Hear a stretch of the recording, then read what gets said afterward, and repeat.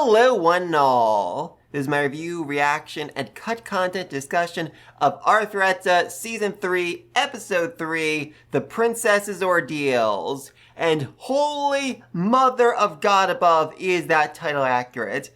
I mean, if this episode includes everything we saw in the light novel, it will be by far the darkest episode we have ever gotten of the series. And I say that fully aware that the first episode of this season showed Shia's people getting wiped out by slave traders. It is bad. It is really, really bad. But alright, so the thing I also want to mention though is the fact that the name of this episode is also the name of this chapter, the light novel. And I do find that rather interesting because, so far the first two episodes have basically done a one-to-one thing. One chapter for one episode. That's not always great, as a lot of things get cut out, like the whole epic battle between the demons and the rabbit men. Still hoping that gets turned into an OVA down the road.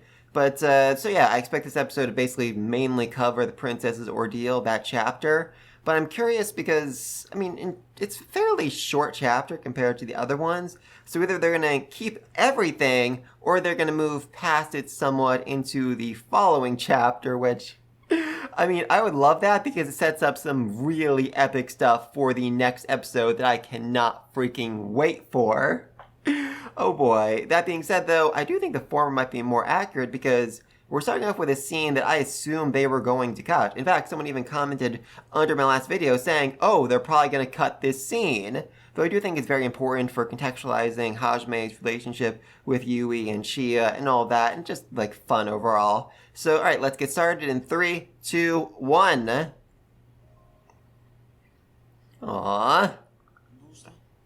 Yeah, they just kind of snuck out before dawn to have their own little private time because, they're in a very, very big party, so it's kind of hard to actually have some, private time with a person that you love more than anyone else in the world. Yeah, Yui just absolutely loves Shia, not as much as Hajime, but she loves her a lot. So she's happy that Hajime is now, being nicer to Shia, now prioritizing her, now treating Shia as if she was somebody special to him, even though Yui is the only truly special person to him. And also Hajime just opening his heart. So many people complain online oh, Hajime is getting weaker and more pathetic as the series goes along. No! No, you freaking morons! That is not what this series is about at all. It is literally about Hajime regaining his humanity after falling into the abyss. He's becoming more human. He's learning to care about people. He's learning not to just straight up murder everybody he sees. He still will fully murder anybody who is an enemy to him, but at the same time, he's willing to protect, children, he's willing to protect those he cares about, he's willing to protect the things that those he cares about. So yeah, he's becoming more human, and Yui realizes, oh, that is a good thing. It means he'll be happier. It means he'll, he won't be so agitated all the time, even though she loves when he gets agitated.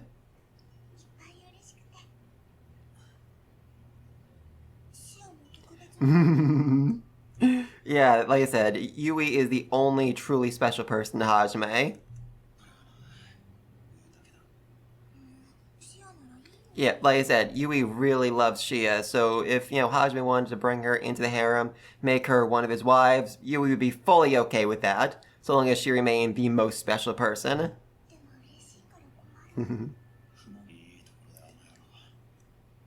Yep, of course Koki would come and interrupt Hajime's special time.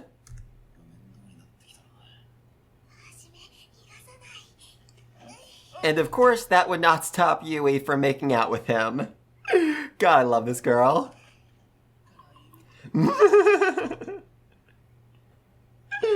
Oh god, the awkward blushing, everyone else just kind of panning in.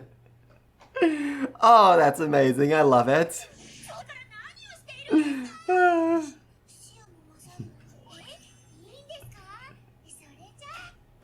Yeah, Shia, fully willing to join in right here and now. Oh, we're just gonna start doing it? Surrounded by people? Alright, I don't mind.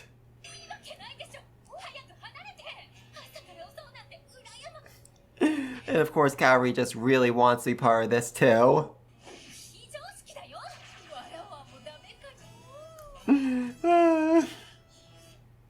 I love it. I just love the I don't give a care attitude of Hajime. It's beautiful. Uh, though actually in the light novel, his response is a bit different, as he jabbed Shia to stop her from joining in, comforted Kaori, and then smacked Tio on the butt. Which, yeah, I mean, that's probably the best way to handle all of them. Alright, let's get to the episode. The Princess's Ordeal.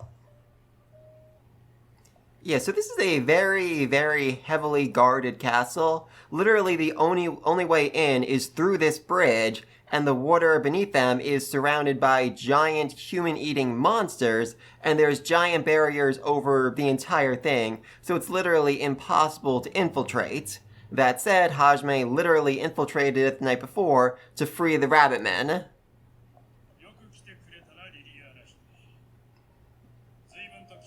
Oh god above, is this dude... Okay, so that's what the prince looks like. I know she focused on the emperor, but the dude behind him is... Yeah, that sounds about right. I mean, weirdly enough, I always kind of imagined him as being, like, really overweight in the light novel. Like, kind of like a pig prince, but I guess it makes sense that he's actually a very strong-looking dude, given the whole, given that the whole nature of this empire is strength makes right. Survival of the fittest.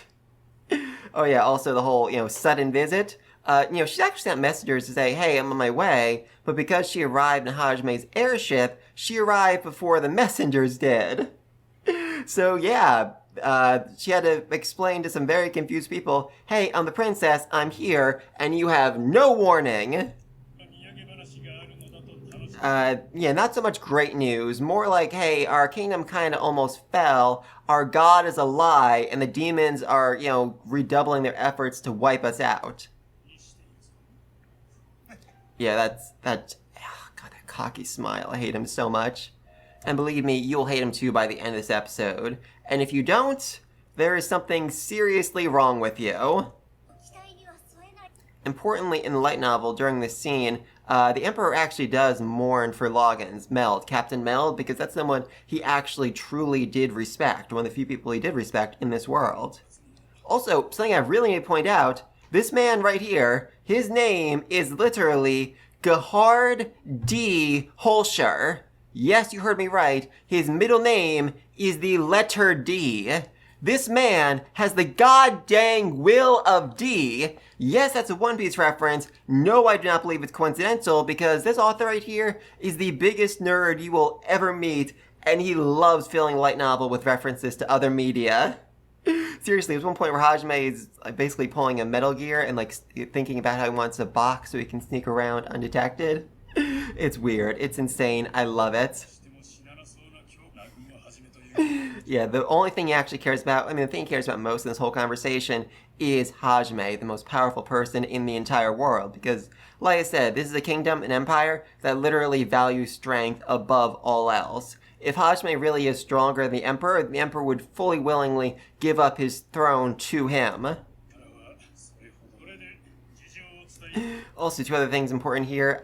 In the light novel, one of the things that the Emperor is most interested in is the fact that Hajime basically turned religion against God. He started this whole rumor where they're like, oh no, the god you've been worshipping is a fake god imprisoned by the real god, and now there's people who are saying they worship Eve, but they're actually worshipping this fake evil god instead, and he's trying to trick us, and we are the holy warriors out to save the real Eat. Yes, a completely wild, absolutely insane method, a strategy, but it freaking worked. And the Emperor is so impressed, he's like, okay, I really need to recruit this guy. And then Leon basically responds like, Hajime is a porcupine. So long as you don't grab him, you'll be perfectly fine. He's never gonna bother you. Yeah, she saw this coming. She knew as soon as she came to the Emperor, like, okay, this is the role I finally have to freaking play. God dang it. I hate God. Which, yeah, she has every right to hate God right now.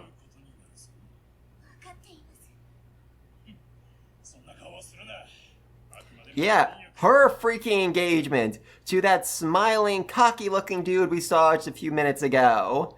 Oh boy. Seriously, what is with his hair? What is this swirl thing going on? I don't think we've seen anyone else in this entire world with a hairstyle like that. It's so arrogant. I hate it so much. Oh god. Bias is who he is, but well, you're a princess too. See if you can tame him. She cannot. She abso-freaking-lutely cannot. Yeah. 4 fools wearing stupid masks attacked us. Oh, I love it. I absolutely love it.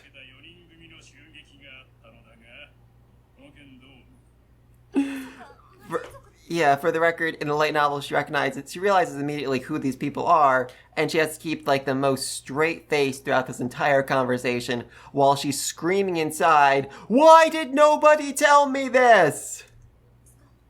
Also, I don't really know if the timeline works out here, because wouldn't Hajime have dropped Liana off of the Empire before he did the mask thing? So that must mean that Liana was in the capital for an entire day before she was actually granted an audience with the Emperor. I mean, I guess that would make some sense, but I mean, in the light novel, Hajime dropped Liana off of the Empire, went to the Sea of Trees, gathered up the Holly tribe, came back to the Emperor, attacked them, and then this whole conversation with the Emperor happened in their second meeting. Not their first one, but they're combining them together, but they also changed the order of events, but... Okay, my head hurts. Let's just keep watching. Let's just keep watching.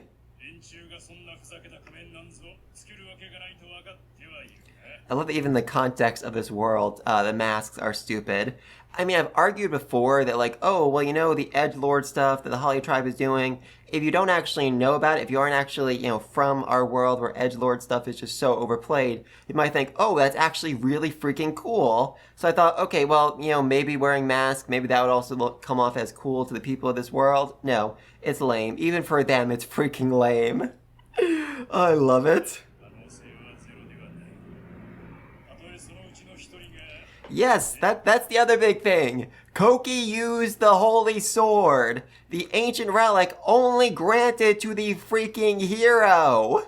I mean, I think someone said, like, oh, the mask that they were wearing had, like, some thing on it so you couldn't actually recognize who was in it, like some recognition, distortion, whatever. But that's not going to help when you're wielding the freaking hero's sword. King Arthur can't go out in a mask and just start swinging around Excalibur and expect people not to be like, hey, aren't you the freaking king?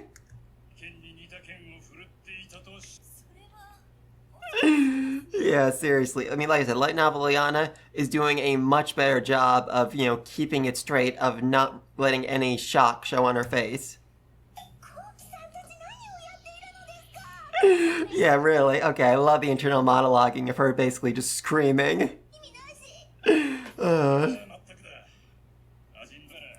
Which is absolutely not something that a demon would ever say. Demons are probably more racist than the humans are, so utter and complete nonsense. Yeah, like I said, racism, very common in this world, to the point where when, you know, Koki and others are like, you should free the Beastmen, treating them this way is wrong, they were all very, very confused, like, how else would we treat Beastmen? That's how everybody always treats Beastmen. What the freak are you talking about? It's like if someone came to our world and said, you're using money to pay for things? That's disgusting, you shouldn't do that. And we'd all be like, that's how our economy works. How do we have an economy without money? What are you saying? What the absolute freak are you talking about? That doesn't... No, he didn't. He did in the light novel. This is a line from the light novel, but not in the freaking anime. In the anime, he went straight to the Empire. He never made any stops off on the Sea of Trees. Unless, I guess, maybe he went to the Sea of Trees to drop off the Beastmen slaves they freed, and they just fully didn't show it? What the absolute freak is that line? I don't know. I'm very confused by that. Yeah, okay, here we go. Here is, like, princess mode. She can immediately tell, okay, this must be Shia's family. I've seen Shia. I've seen her family. I know how deadly they are. But now she's, like, putting on a perfectly good ruse. Like, oh, wow. I thought rabbit men were the embodiment of peace. I'm so surprised here. Yeah, there we go. That's princess mode. That's fully princess mode right there. Good for you. Yeah, I mean, the Emperor is definitely a smart man, able to put pieces together, but at the same time, Hajime literally has a super strong rabbit girl in his party, and, you know, the Emperor just counted a bunch of super strong rabbit people in his dungeon, so clearly there's a very obvious connection there. And now she's just playing dumb, like, oh, I don't see a connection there whatsoever.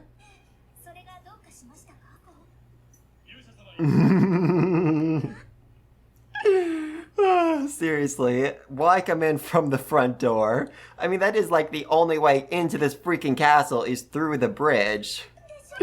But seriously, I also just love the description of the light novel. There's a super... I mean, you saw the bridge before, and there's like this guard checkpoint, and if you fail any part of the step to be allowed into it, you are literally thrown into the moat and killed. So you need an appointment, you need all these forms, you need all this. Koki just walked up and said, hey, here's my ID, I'm the hero, can I come in?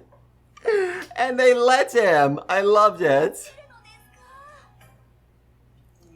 Also, for the record, they were way nicer to him when they found out, because they're like, it's the hero, let's put him in a guest room while we figure this out. But now they're just like standing outside, which I guess makes sense.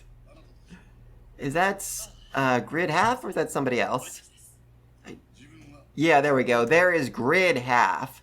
And you know, his face might look a bit familiar to some of you from the first episode. Yeah, he's the dude who killed a bunch of Shia's companions. And he looks way more human than I would like. He looks like a normal, ordinary guy, not the cold-blooded sociopath he actually is. Yeah, really. That's a whole other thing. So basically, in the light novel, originally, Hajime gave her what was equivalent to a slave necklace that would mark her as a slave so nobody would come after her. And she was happy because, like, oh, Hajime's marking me as his property, la-di-da.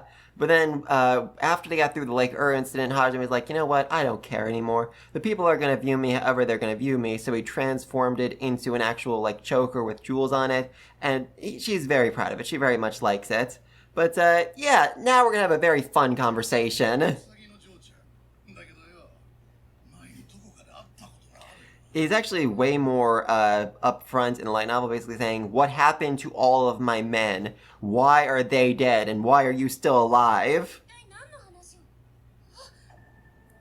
Yeah, there we go, right here.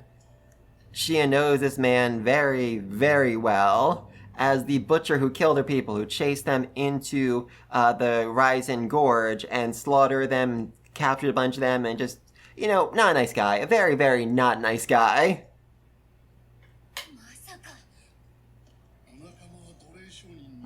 Jesus, God above. He is really starting to pick a fight with her.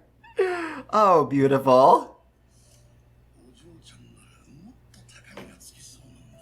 Yeah, it's interesting in light novel, he's way more focused on the fact that his companions are dead, you know? They chased after her, and then they never came back.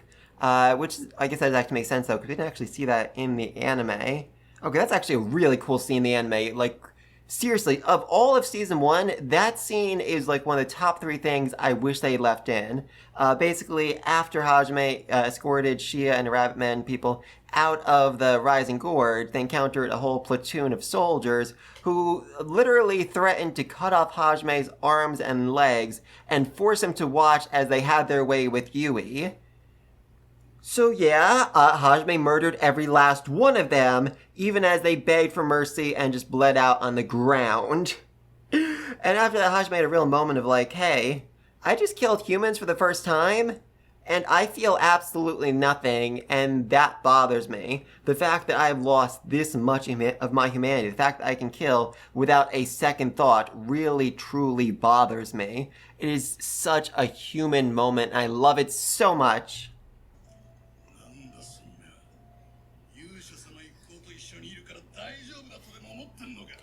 Yeah, so this dude right here really basically assumes that because Shia is a rabbit man, that her only role in this party is basically being Koki's sex slave, so he doesn't feel like he needs to treat her with any respect whatsoever. There we go. There we go. She is also more bold in light novel, saying, those worthless morons probably got themselves eaten by a monster or something. Which just royally ticks him off.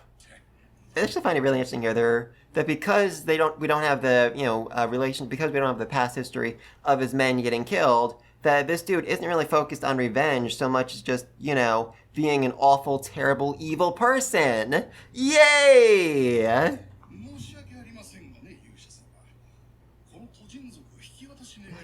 Which also makes this request even more insane. He's not like, oh, I need to interrogate her about what happened to my men. He's just like, hey, I want this rabbit man, so give her to me. Give me your slave, because I just want her and want to sell her. In fact, I just talked about selling her in front of you, so clearly I'm trying to scam you.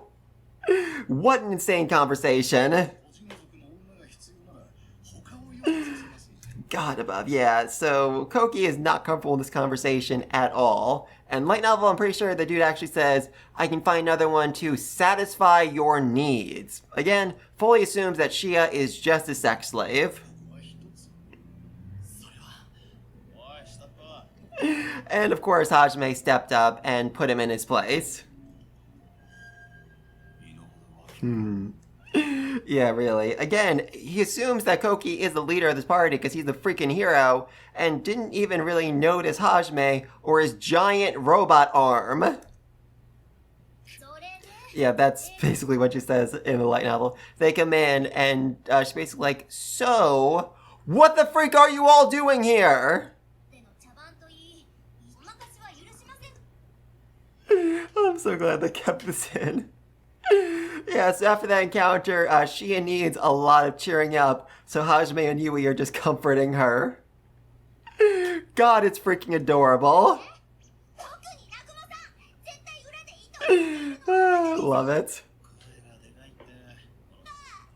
Yeah, seriously, Lily is constantly on the verge of tears when it comes to Hajime because he always ignores her, and that's just not something she's ever been used to. I mean, she is a princess. She is a genius, well-educated, just perfect princess. Wherever she goes, everyone loves and adores and just focuses entirely on her. So to be around Hajime, a man who never gives her a single thought, it just drives her up the freaking wall in a way nothing else can. Aw, poor little Shia. That was a very traumatic moment for her. And I do also love, Liliana is not a monster. When she hears that something bad happened to Shia, of course, she forgets her anger and she's like, oh, is Shia okay? Did something happen to her?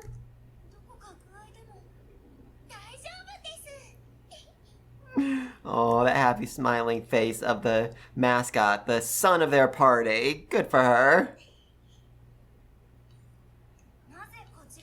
Oh, interesting. Though for the record, they made a pretty big change here with Shia in light novel saying, basically, I had to hold back from murdering that guy, and that kind of left me in a weird state, so there's comforting me, trying to calm me down, so I don't go on, another mass killing spree.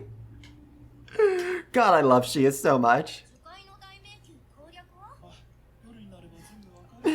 Yeah, really. God above Hajime. Seriously, I think he's intentionally trying to antagonize her at this point. Yeah, Hajime just tells her straight up nothing about his plan, why he's back, what he's doing here. And that's probably for the best, because if he did actually tell her everything, I feel like this audience that they're about to go to would get really, really awkward for everybody. That being said, it will actually be very, very awkward. Also, again, she is the perfect princess in all things, but Hajime just fully drives her up the wall and breaks her noble etiquette completely.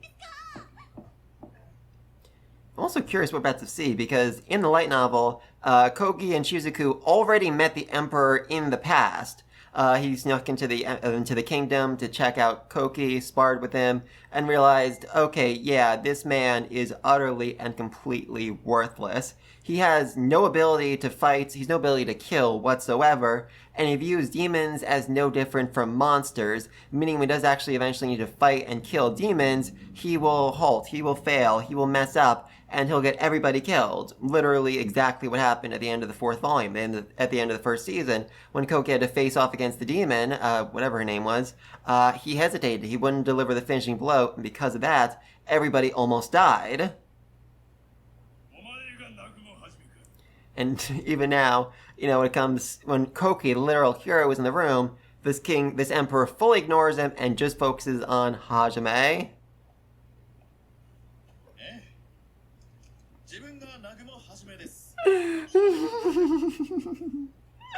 And Hajime, completely and absolutely kind and polite to the emperor, because, and of course everyone's freaking out about this because they're like, Hajime, you're always rude and mean and cruel to everybody. What the freak's going on? Even Yui is shocked. I love that. Amazing.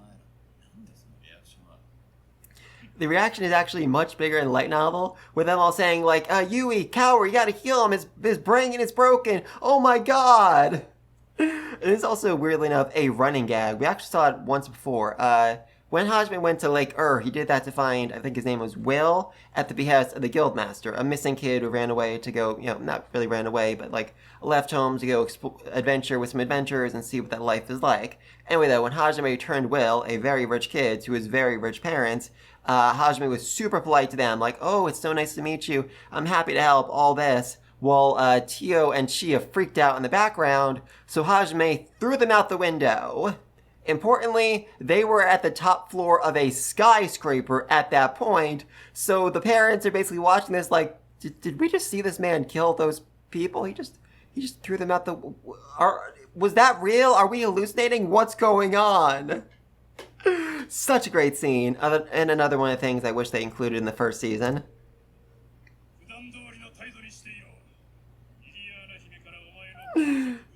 Yeah, really. I don't think you can really describe Hajime without describing how insolent he is. And that's honestly probably even important as well, because, like, if you walk into a conversation with Hajime and assume he's going to be, like, kind and polite and nice to you simply because of your station, you are going to get very insulted. But if you go in knowing, like, oh, okay, this dude is rude to everybody, you're less likely to get insulted. For the record here, Hajime is being nice to him because he's like, hey, this is an important, powerful dude. Maybe I can get something out of him, in this conversation or down the road, so I'm not going to burn any bridges quite yet. Yeah. Okay, also in the light novel, the Emperor literally says, if you treat me any more kindly than you do the princess, you'll make her cry. Which is just so absolutely accurate.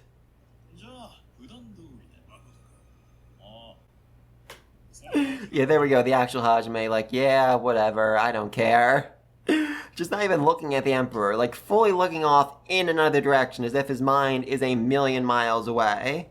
Which it kinda is. Yeah, exactly. Like, seriously, what kind of freaking question is that? What right do you have to monopolize all this power for yourself? His power. He has the power, therefore he can monopolize it. That's like the entire creed of the Emperor. Those who have power can do whatever the freak they want with it.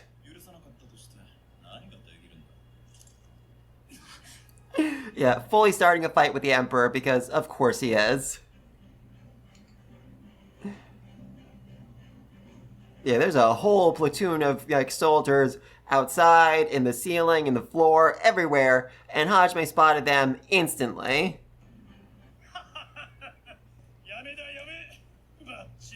Yeah, this is really more of a way to just see who Hajime really was, to test his character, and more or less just a big old prank for the Emperor. He had fun with that. He had a lot of fun with it.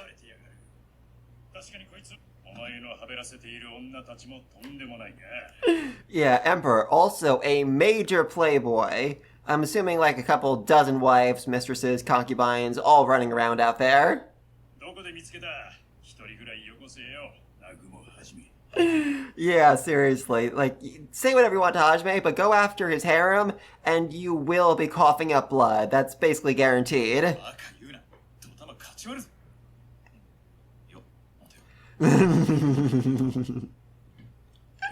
I'm so glad they kept that in. Yeah, Hajime literally offered to give him Tio.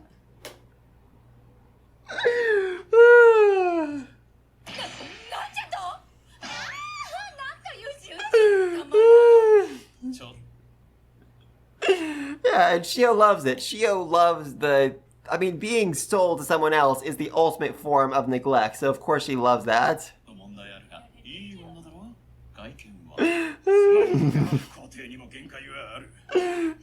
Seriously.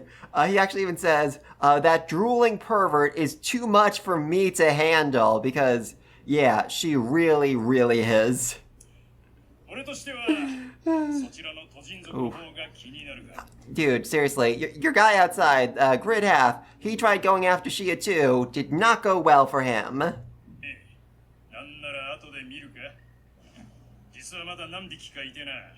Yeah, that's a lie. That's absolutely a lie. Hajime knows he actually saved everyone being kept in the castle already, and the Emperor is just trying to test him to see how he reacts.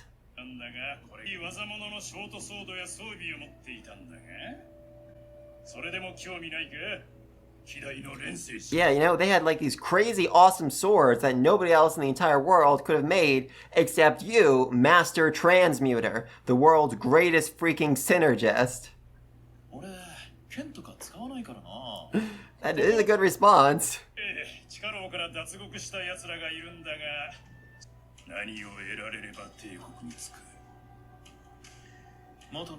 Yeah, really?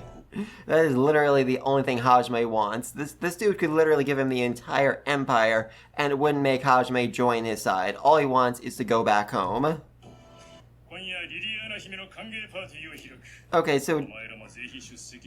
Oh yeah, Liliana not happy about this whole engagement party whatsoever. But they also got out a very interesting scene here, a scene I really did like, where the Emperor straight up proposes to Shizuku, and then when she rejects him, he'll say, I'll just have to take my time seducing you.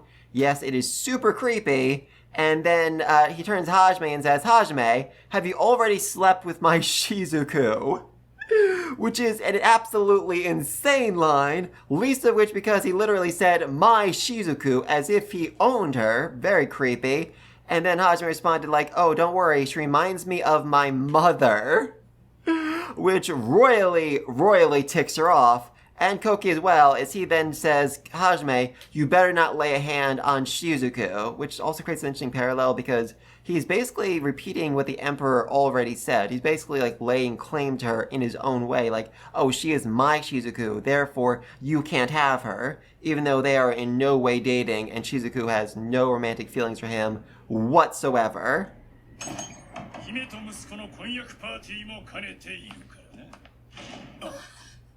Yeah, that's not something she actually brought up before now. Yeah, she's getting married. Yeah, Koki really can't wrap his head around like an arranged marriage like that, but it is, you know, pretty normal for royalty. In fact, this has kind of always been the plan. Lily's father always wanted her to marry the emperor's son, and, you know, form a stronger alliance between them. So she's known her entire life, like, okay, when I do get married, it's gonna be for political reasons. What rest of the kingdom? The kingdom's dead, basically. So yeah, I mean, the king's dead, a lot of the elders and ministers are dead, and those who are still around don't really have the power to overrule her at all.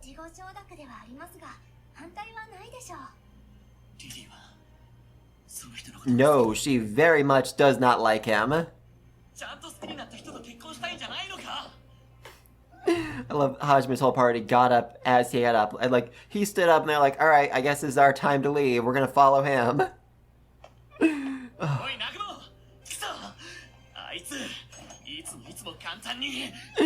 I mean, you can say he's cold, but at the same time, this whole talk about marriage, kinda pointless, all things considered. Yeah, exactly. Seriously, Koki is so wrapped up in his own anger and hatred and just whatever that he fails to realize, like, oh yeah, she's probably not gonna have to marry the dude anyway. Even when Shizuku said that, he like fully forgot, like, oh yeah, there was that thing that, Hajime's currently doing that might make this an entirely moot point. Also, I do find it interesting that Kaori sat with the idiots and not with Hajime's party. Curious. Yeah, also Lily, absolutely no idea what any of these people are talking about.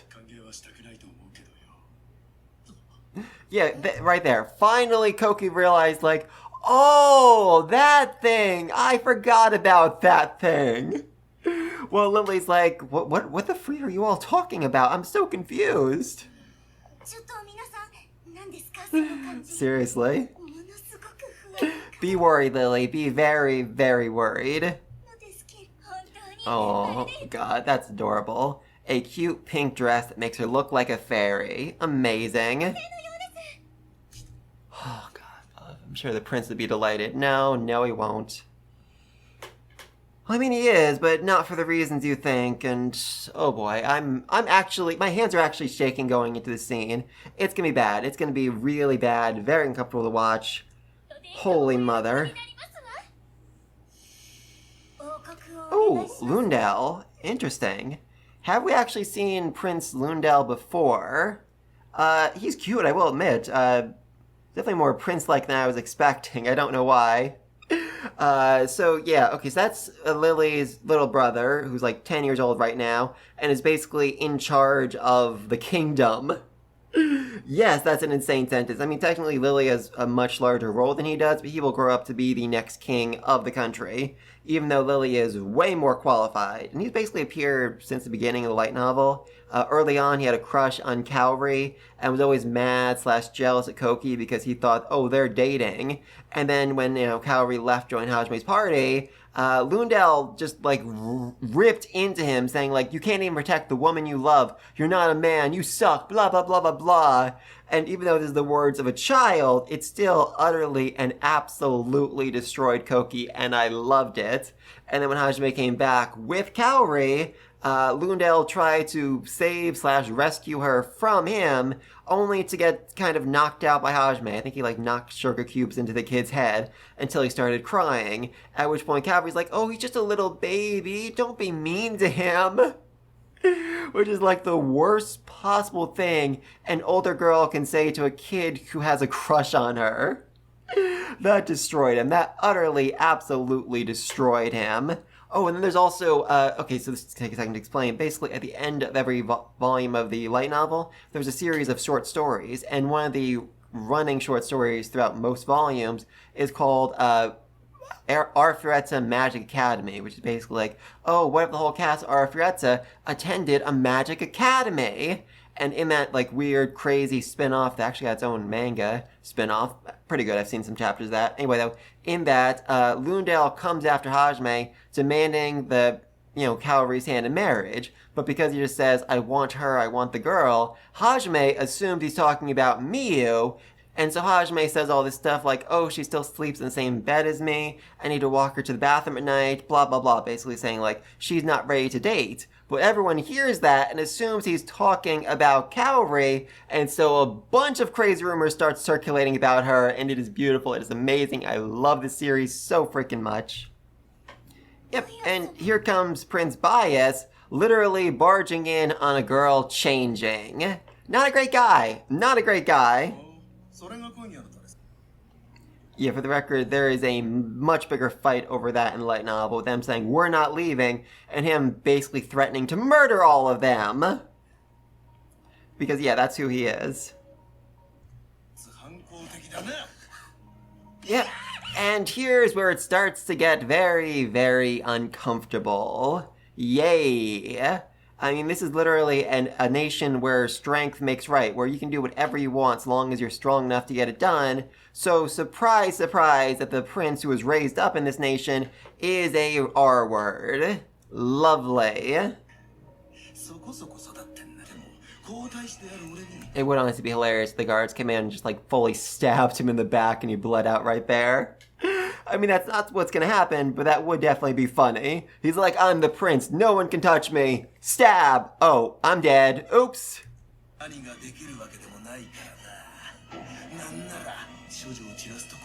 Yeah, so, he's also sadistic. He's also incredibly sadistic.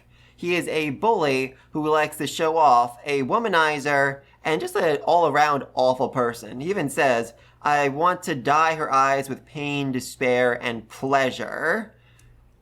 Lovely, lovely, lovely. Oh, also, he is the very embodiment of the Emperor's ideals, as he takes what he wants by force and beats the weak into submission. This is genuinely a terrifying man right here. Like, seriously, this is just so freaking unsettling. Alright, so they straight up included the dress ripping scene. God freaking Christ above. I really thought they'd like censor this a little bit, like they wouldn't show as much, like, you know, it would end as he's like on top of her, but no. They are going all the way here. Lovely, absolutely lovely. God above, this man is awful. Alright, here we go. Come on, come on, come on! There we go. Thank you, Christ above. Thank you, Christ above. Oh, thank God. Hajime for the win. Hajime absolutely for the win right here. My only complaint is that Spider wasn't bigger, like, you know, 10 or 20 feet in size. I love it. Amazing. Yeah, I mean, I'd rather he didn't fall on top of her after everything, but I still love that. Yeah, she saw the metal spider. She knows exactly who did that. I mean, she really was holding on to hope for this entire scene, like, okay, I'm gonna be saved. There's gonna be a prince who bursts through the door, who protects me, who does all of this. I know it's illusional, but I need to hold on to hope. And then Hajime literally does exactly that. He saves her from a very, very awful situation. Good for you, Hajime. Good for you. So, yeah, for the record, the prince is not dead, but his nether regions have become very, very numb. So, yay! Oh, here we go. Here are the dresses. Literally exactly how they look in the light novel. I love it so much. Also, like, seriously, Yui right here, that is a wedding dress. That is literally how the light novel describes it. It is a wedding dress. She wore a wedding dress to somebody else's engagement party, because of freaking course she did. It also mentions that while Shia's skirt is very short, it's actually longer than the skirt she normally wears, so therefore it's less sexual. Oh, I love that too. It's also just a very Ocean's 11 moment, like talking as they're walking down the hall, fully dressed up, you know, planning out the heist, all that. Again, full-on wedding dress. Yui wore a wedding dress to somebody else's party. Here we go. Here are the rabbit men, ready to cause a whole bunch of chaos. Alright, so I was actually wrong. I expected this episode to kind of include some of the next chapter as well, but no, they really are doing like a one-to-one chapter per episode. That's very curious. I wonder what that's going to mean moving forward, especially because next episode is fairly dense. Let's see, next episode. The Empire versus the Terrifying Rabbits. Well, that's basically a light novel chapter. Although the next light novel chapter is the Empire versus the Strongest Rabbits, but terrifying... Wait, no. What the freak? Okay, so this is interesting. Like, the subtitles say Terrifying Rabbits, but down here it says Strongest Rabbits, and that's what's in the light novel, so curious. Very curious. Anyway, though, yes, Hajime managed to save Lily from being assaulted by her fiance. Good for him. I mean, it was more of an afterthought, but at the same time, he still protected her because she is precious to those that he cares about. She is precious to Calvary, therefore she is under his protection. And also, I don't think Hajime likes people being assaulted just in general. Like, if he sees it, he'll probably, step in and stop it, assuming it doesn't interfere with any of his plans. But yeah, knocking out the prince, that was not a big issue for him at all. Alright, so, like I said, they did a whole one-to-one chapter to volume. I wasn't expecting that, but I'm glad they were able to include scenes like the boulder of, Yui and Hajime talking about how Shia is important to both of them, and how she's becoming more important, how she's becoming someone that they're willing to make sacrifices for. Good for them. Then Lily, just dealing with the Emperor. Oh, important scene here. Lily also tell him, oh, by the way, our god is fake. He's not real. And the Emperor handled that with strides. I mean, the Empire isn't a super religious nation, but still, it is the god that the Emperor has worshipped since he was a child. So that should have been a bigger impact on him than it was. But he basically just said, if God is a sham, it's his own fault for getting found out. So yeah, he has no problem worshipping a fake god. He's just ticked off because, the fake god revealed that he's no longer fake, therefore he's not worthy of being worshipped anymore. Insane. Absolutely insane. Alright, anyway, though, there's this whole back and forth conversation with Lily just trying so hard to hide the fact that she's, lying about everything, and the Emperor very clearly knows it. I think it creates an interesting dichotomy later on in this episode with Hajime being interrogated and just showing nothing whatsoever because, quite frankly, he just does not care at all. Also, the reason why Hajime seemed so indifferent throughout this whole conversation is because he was piloting the little robot spider. He was piloting the little robot spider around, disabling all the traps, disabling all the barriers, guards, and all that protect the castle from invasions. For instance, by a group of rabid rabbit men trained in guerrilla tactics.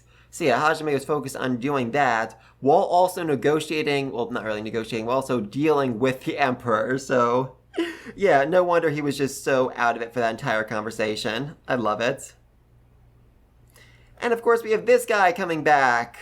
And I really do love how they change this up in the anime because, like I said, light novel, he's angry that his people were wiped out, whereas anime, he's just, really, really racist and wants Shia for himself or wants to sell her into slavery. They actually made him a worse person, and I really am happy about that.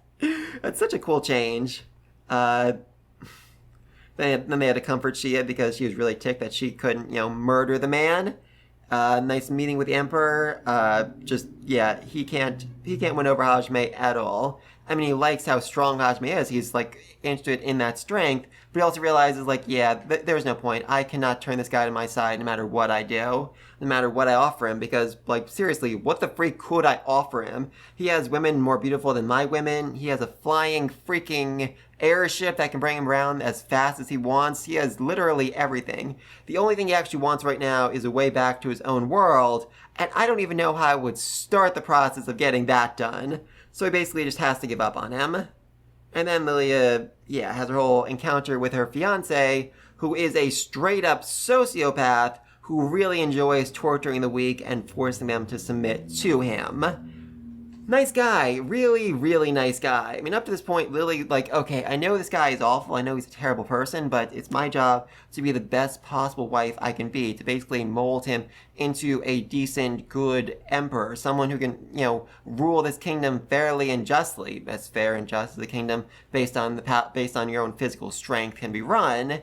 And at this point you realize, oh no, he is just awful, rotten down to his very core, and there is nothing I can do to change things. I'm going to need to spend the rest of my life being assaulted and beaten by this monster. Yay! But then Hajime saved her. Good for him. Alright, and next episode, the Rabbit Men go on the loose. I love just walk down the hall as they're plotting and planning this whole thing. And again, Yui's wearing a freaking wedding dress. What the hell? Oh, I can't wait. But please link all this down below. What'd you think of Lily's fiance? Are they going to make a nice couple? Is he going to survive the night? What are the Rabbit Men planning? What is Hajime planning? What do you think of the Emperor and his will of D? And just what do you think about all